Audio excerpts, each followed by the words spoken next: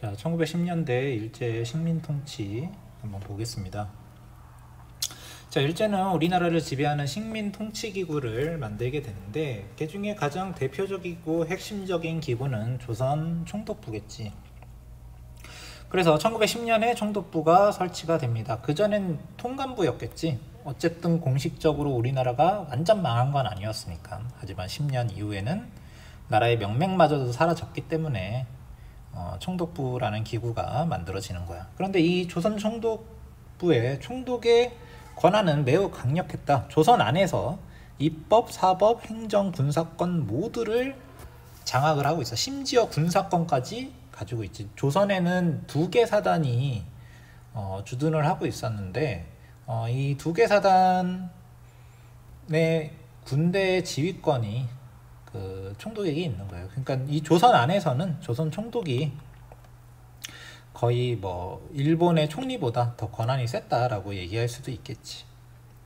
총독 밑에는 정무총감과 경무총감이 있는데 정무총감은 행정사무를 담당하는 사람이고 총독 밑에 그 다음에 경무총감은 치안을 담당하는 사람입니다. 그래서 그 일제시대를 다루는 사극이나 드라마를 보면은 정무총감 혹은 경무총감이라는 사람이 한 번씩 나올 거야. 총독까지는 너무 높아서 잘 안 나오고 정무총감이나 경무총감 같은 사람들은 가끔 등장인물로 나오기도 하니까 일제강점기를 다루는 드라마나 작품들을 볼 때 이런 명칭들이 나오면 아, 행정사무를 담당하는 정무총감이구나, 치안을 담당하는 경무총감이구나. 경찰할 때 경찰을 쓰겠지.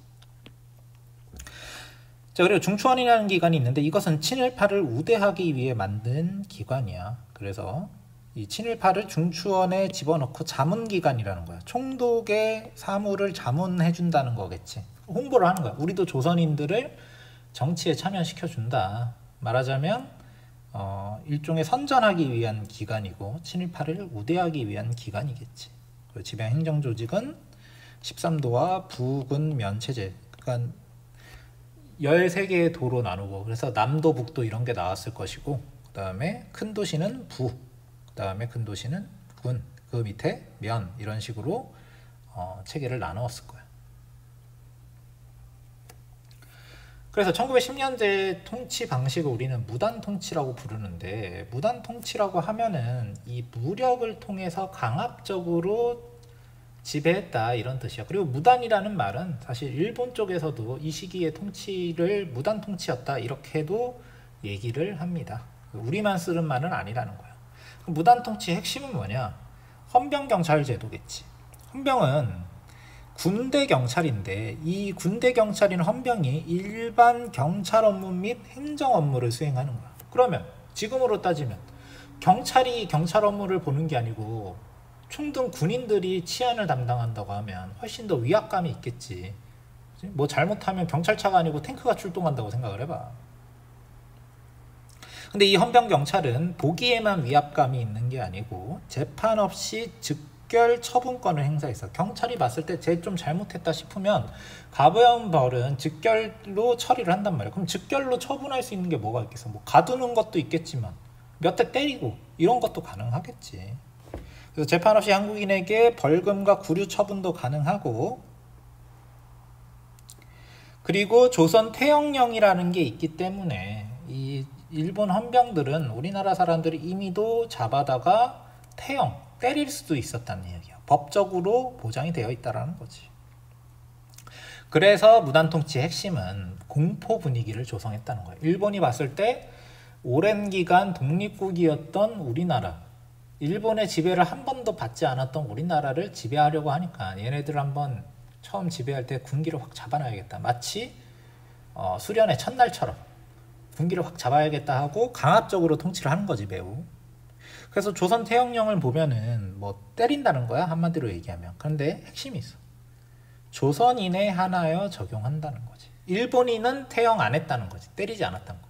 조선인만 때렸다라는 거야. 그리고 이 공포 분위기를 조성했다라는 거는 이런 것만 봐도 알 수 있어. 관리나 일반 교원도, 그러니까 교사들도 군인이나 경찰과 같이 제복을 입고 칼을 착용하게 하는 거야. 그럼 이렇게 한 이유가 뭐겠어? 역시 위압감을 조성하기 위해서. 우리가 동사무소에 갔는데 다 완전 무장한 군인 같은 사람들이 있다고 생각을 해봐. 학교에 갔더니 선생님이 칼을 차고 있다고 생각을 해봐. 굉장히 공포 분위기가 조성이 되겠지. 일본이 그걸 노렸다는 거야. 그래서 당시 1910년대 학교의 졸업사진을 보면 뒤에는 학생들이 있는데 이 사람들이 선생님인데 칼을 차고 있단 말이지. 제복을 입고 있고. 그래서 이런 얘기가 있어. 하나의 장식품만 아니고 시대의 특징적인 내러티브를 보여준다. 정체성을 드러낸다. 당시 일본 통치의 정체성은 뭐겠어? 칼을 차고 제복을 입고 있단 말이야. 강압적이었다라는 거지. 그래서 이 강압의 효과를 어떻게 알 수 있느냐? 1년 사이에 선생님들이 제복을 벗어. 이 사이에 무슨 일이 있었냐면 3.1운동이 있었던 것 같아. 그래서 그 전까지 강압적인 통치를 위해서 제복을 입었던 교사들이 제복을 벗었단 말이야. 근데 어때? 같은 동일 인물들이란 말이지. 이 사람들과 이 사람들이. 근데 과연 우리가 봤을 때 이 사람들과 이 사람들이 얼른 봐서는 같은 인물이라고 생각되지 않는다는 거지. 그래서 같은 사람들이란 말이야. 제복을 입고 있을 때와 평상복을 입고 있을 때 모습에 위압감의 차이가 존재한다는 거지. 그러면 한마디로 얘기해서 일본이 관리와 교원에게 칼을 차고 제복을 입으라고 강제한 것은 위압감을 주기 위한 효과였다. 당시 우리나라 사람들을 강압적으로 다스리려는 생각을 가지고 있었다는 걸 보여준다고 할 수 있어. 그 다음에 무단통치는 위압감만 준 게 아니고 실제 여러 가지 기본권을 박탈한 체제였다. 그래서 언론, 출판, 집회, 결사의 자유, 우리가 당연히 갖고 있는 이런 것들을 기본권이라 그래. 기본적으로 가지고 있는 거야. 이거는 누가 무슨 자격증으로 얻는 게 아니고 인간이면, 우리 한 나라의 국민이면 무조건 갖고 있어야 되는 기본적인 권리인데 그런 것들을 보장해주지 않는다는 거야. 그리고 한국인이 발행하는 신문, 잡지 당연히 출간이 금지가 되겠지. 출판 금지니까. 그리고 계몽단체도 당시 애국계몽운동으로 만들어진 계몽운동단체 모두 해산된다. 결사의 자유도 해산된다는 거야. 그래서 보면 이렇게 나와 있어. 경찰권 처벌 규칙을 보면은 이런 얘기. 불운한 연설을 하거나 불운한 문서, 도서, 시가의 게시 및 반포, 낭독 또는 큰 소리를 없는 자. 식민 통치에 불만을 표시할 수 없다라는 거지. 여기 보면 신문지, 출판물 이런 것들을 어때? 그치? 발행을 못하게 만들기 위해서 이런 복잡한 규칙들을 만들었다고 할 수 있겠지. 협력, 기부를 강요한다. 이런 것도 어때? 단체 활동을 못하게 하려는 거야. 물론 읽어보면 뭐 강요하여, 그치? 신청하지 아니한. 근데 홍보를 하려면 우리 신문지도 신청 안 해도 홍보하게 막 배부도 해. 이런 걸 못하게 한다는 거잖아. 그치? 그래서 한마디로 우리나라 사람들의 기본권을 박탈하는 법령들을 계속 만들었다는 거지. 자기네들의 통치를 편하게 하기 위해서. 자, 식민지 교육 내용 봅시다. 자, 1차 조선교육령이라는 것을 만드는데, 자, 이 교육령의 내용을 보면 일본어 교육을 중시한다. 그래서 일본어가 국어야. 우리 국어 시간이다 그러면 당연히 우리나라 말을 배울 거라고 생각하지만 일제시대의 국어 시간은 일본어 시간이고 우리나라만은 조선어 시간이라고 제2외국어처럼 따로 있었어. 한 2시간 배워. 일주일에. 그리고 보통교육, 실업교육을 중심으로 편성했다고 하는데 보통교육이 뭐냐면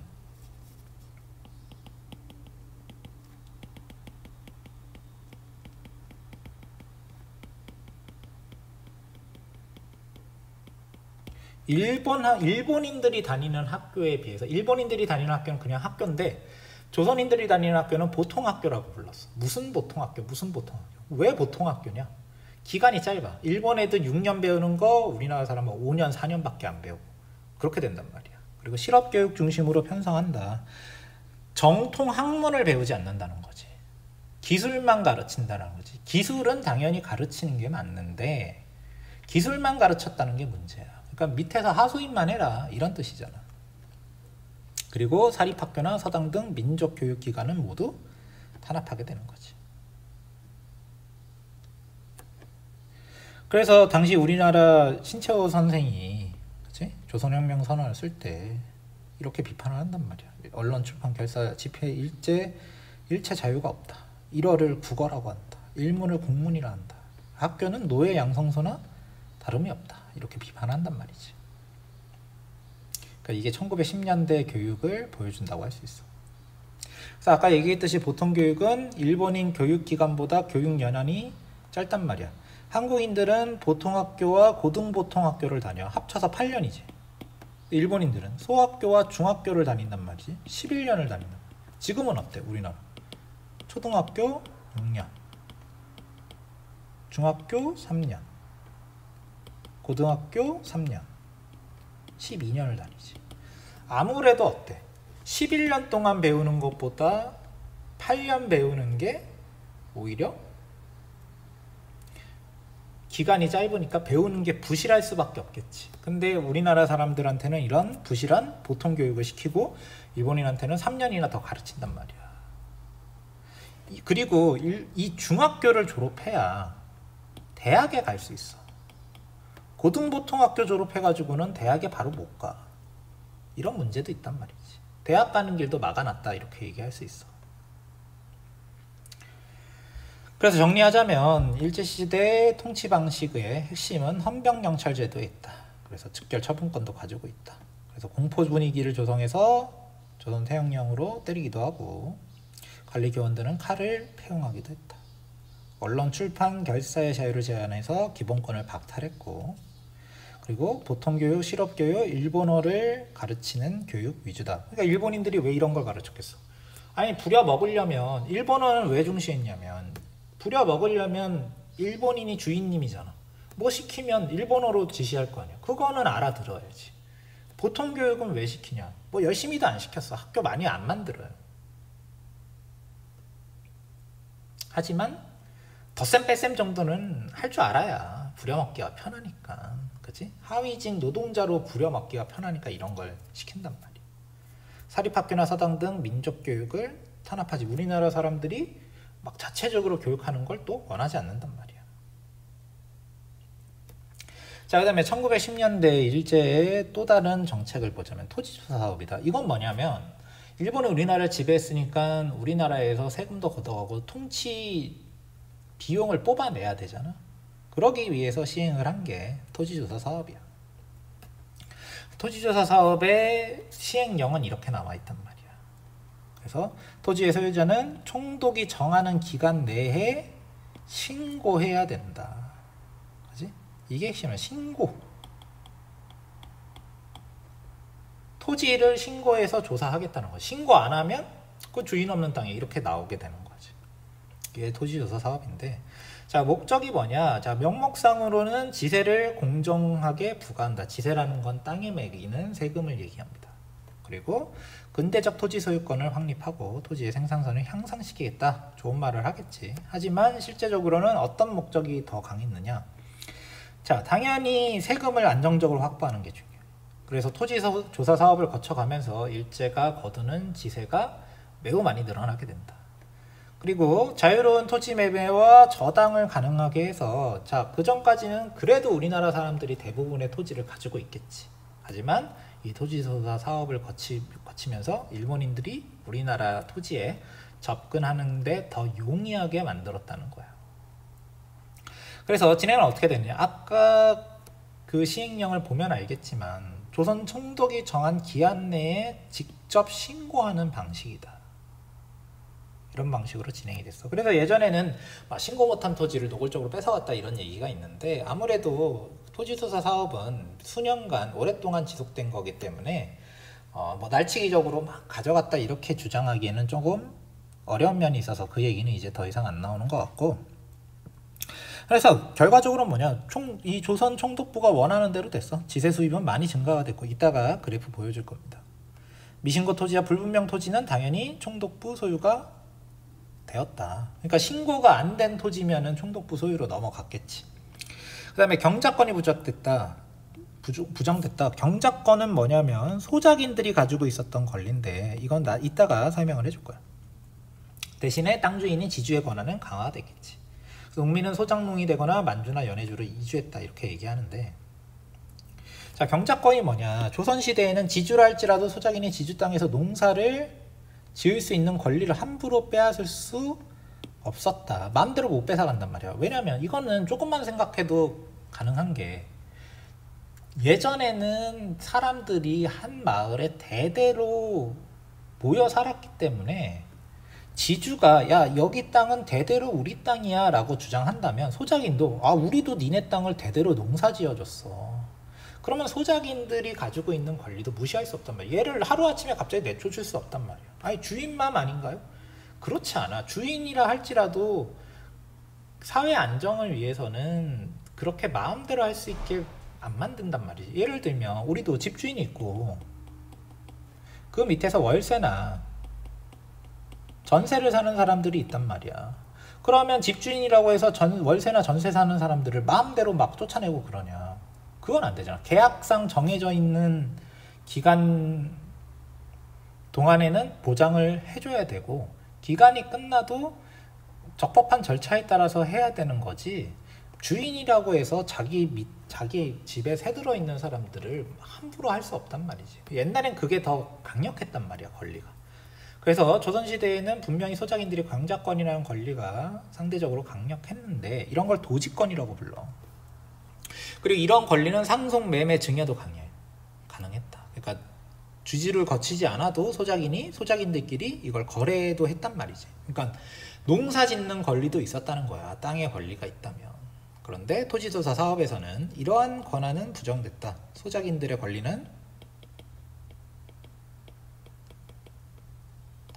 부정되고 지주의 소유권만 인정된단 말이지. 그러면 지주의 소유권만 매우 강하게 인정해줬기 때문에 이제부터 지주가 어떻게 나오냐? 소작인들에게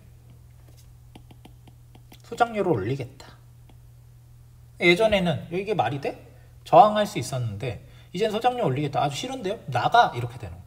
우리를 왜 함부로 나가라고 합니까? 국가에서는 너희 소작인의 권리는 인정하지 않아. 그럼 소작인들이 막 항의하면 어떻게 되는 거야? 지주가 헌병 경찰을 부르겠지. 1910년이니까 헌병 경찰이 출동해서 총칼로 위협을 하겠지. 그래서 이렇게 소작인들의 권리는 매우 낮아지고 소작인들의 권리가 낮아졌기 때문에 소작인들의 생활도 어려워질 수밖에 없단 말이야. 대신에 지주들은 일본 총독부에 상대적으로도 호감을 가지게 되겠지. 그래서 결과를 보면 이렇게 나와 있단 말이야. 1910년대에 지세 수입이 600만 원이었어, 조선에서. 근데 10년이 지나고 토지조사 사업이 완료가 되니까 지세 수입이 3배나 늘어났다는 거지. 특히 이 1910년대에 지세 수입이 늘어나는 건 매우 빠르게 늘어난다면 거의 2배가 늘어나잖아. 그 다음에 일제가 동양청식 주식회사의 정책을 변경한다. 이건 뭐겠어?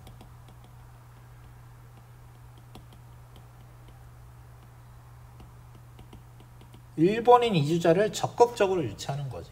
그러니까 일제가 토지조사 사업을 추진한 배경에는 지세 수입을 늘리고 총독부나 동양청식 주식회사의 소유지를 늘려서 일본 사람들을 우리나라 땅에 이주를 시켜서 일본의 인구 문제나 토지 문제나 아니면 농경지 문제를 해결하겠다는 의도가 들어가 있다라고 얘기할 수 있지. 자, 그리고 산업 침탈을 위한 정책도 시행이 되는데 일본의 경제정책의 중심은 뭐냐? 1930년대 이전까지 일본이 전쟁을 벌이기까지 일본은 목적이 뭐냐면 일본의 원료 공급체 그리고 상품 시장이야. 우리나라에서 무슨 공장을 많이 지으려는 게 아니고 원료를 공급하는 거지. 예를 들면 가장 대표적인 원료가 뭐겠어? 식량이니까 쌀, 그치? 뭐 천연정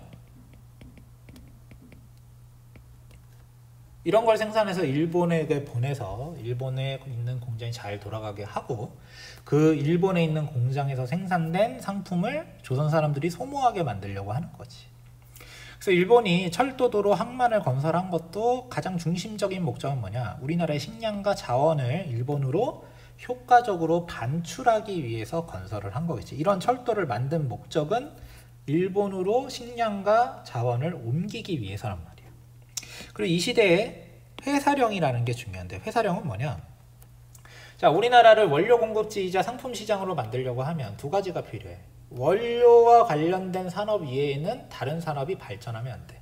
원료 산업은 1차 산업이야.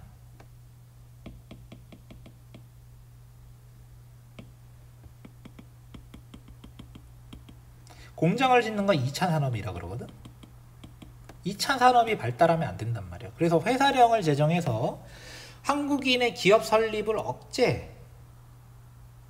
회사 하나 만들려면 조선 총독에게 허가를 받아야 된단 말이야. 우리나라 지금으로 치면 우리나라 사람이 회사 하나 만들려면 대통령한테 결제 받아야 된다는 거지. 회사를 만들기가 어려웠겠지. 안 만들어주겠다라는 거야. 그러면 우리나라에서 기업이 설립이 안 되니까 2차 산업이나 3차 산업은 발달하지 않아. 오직 1차 산업만 발달해서 원료를 공급해주고, 역시나 2차 산업, 상품을 만드는 2차 산업이 발전하지 않기 때문에 우리나라에서 만든 상품은 없어. 그래서 일본 상품만 소모하게 되는 상품 시장으로 만들게 된단 말이지. 그래서 이 1910년대 회사령은 매우 중요합니다. 우리나라 사람으로 하여금 조선 땅에서 회사를 못 만들게 하는 거니까. 물론 조선 땅에서 우리나라 사람뿐 아니고 일본인도 조선 땅에서 회사를 잘 못 만들게 했어. 그러니까 어쨌든 조선 땅에서 무슨 회사가 만들어지면 안 된다는 거야. 원료 공급지이자 상품 시장으로 만들어야 되기 때문에. 자, 그럼 우리나라 원료를 계속 공급할 수 있게 뭐 다른 자원들을 가져갈 수 있는 법들을 만들었겠지. 그래서 우리나라의 어업 자원을 가져가기 위해서 어업령을 시행하고, 그치? 그 다음에 탄광을 캐서 천연 자원을 가져가기 위해서 광업령을 시행하게 되는 거. 뭐 인삼도 전매하고. 우리나라에서 당시에 외국에서 팔 수 있는 경쟁력이 있는 상품 중에 하나가 인삼이었는데, 이 인삼을 총독부에서 전매한단 말이지. 지금도 뭐 비슷하게 가긴 하지. 담배임상공사라고 해서 담배나 인삼은 국가에서 전매를 하는데, 이런 것들 한 이유도 총독부의 재정 수입을 확대하기 위한 목적이라는 거지.